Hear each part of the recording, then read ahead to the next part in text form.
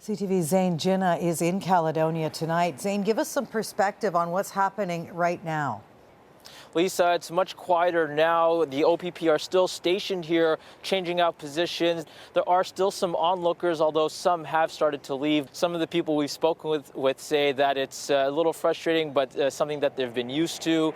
Others we've spoken with say that they do stand in solidarity with the people on the other side who refer to themselves as land defenders.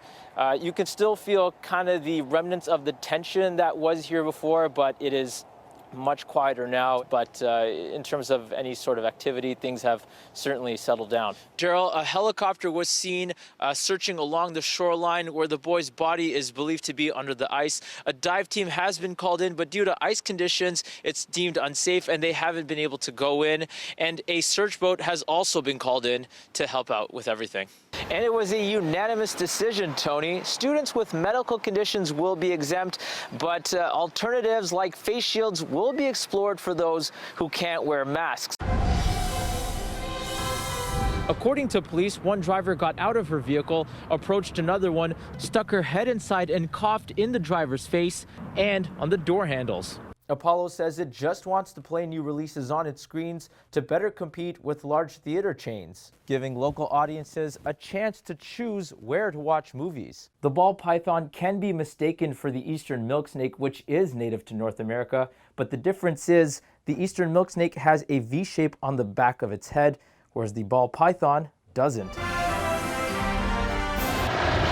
This has been very traumatic to the neighborhood. The close-knit community at Peacock Point bands together, watching crews search for the body of a 9-year-old boy. I've been here 22 years and never anything quite like this. The search effort started around 4:30 Saturday afternoon. My understanding is that there were 3 of them down at the ice edge. The 2 boys were close to the edge when a wave came up and swept the 2 of them in. The girl, a 10-year-old girl, was with them, ran up to the road and was able to flag down a vehicle. A man and woman in that vehicle were able to rescue the 8-year-old from the edge, but the 9-year-old did not resurface. The search efforts have been extensive.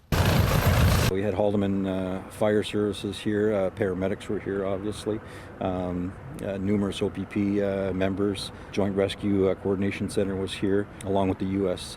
Coast Guard helicopter. Along with some help from local residents. It's been pretty intense, it's been really loud. The icy conditions are too dangerous for a dive team, grounding them until it's safer to go in.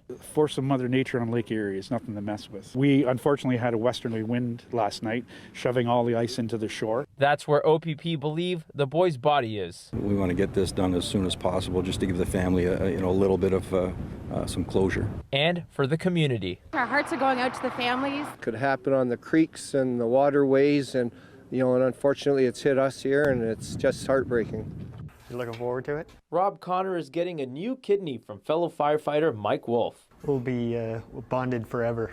Connor's been living with IgA nephropathy, a kidney disease, since 1998. I got hired by Oshawa Fire Department and lost my job with them due to the kidney disease. He managed to stabilize his health, finding work with Toronto Fire, but his kidney functions declining over the years. And over the last 2 years, I've been searching for a donor. His friends and family eliminated his matches, so Connor turned to his union and other firefighters. Several were tested. Wolf matched. Honestly, I didn't really think the odds of me being a match were that likely. I figured I'll at least try. Connor and Wolf know each other from working at neighboring fire halls in the same district, even responding to calls together.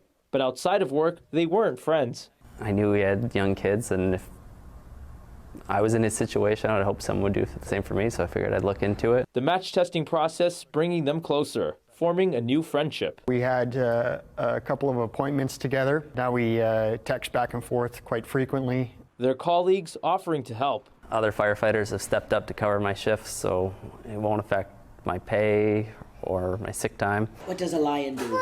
Roar! On the home front, neighbors and loved ones helping Wolf's family adjust. He's the one who cooks all the meals in the house and changes our snow tires and cuts the lawn. We had somebody mowing our lawn the other day, because they know we have so much to do, and there's meals being dropped off. This is going to be fun. Yeah. Get to hang out in the hospital together. Both men preparing for the big day and hope their families can get together and celebrate when the surgery is over. Thanks, Mike. No problem. Again, the surgery is set for tomorrow at St. Joseph's Healthcare in Hamilton. Recovery should take about 3 to 4 months.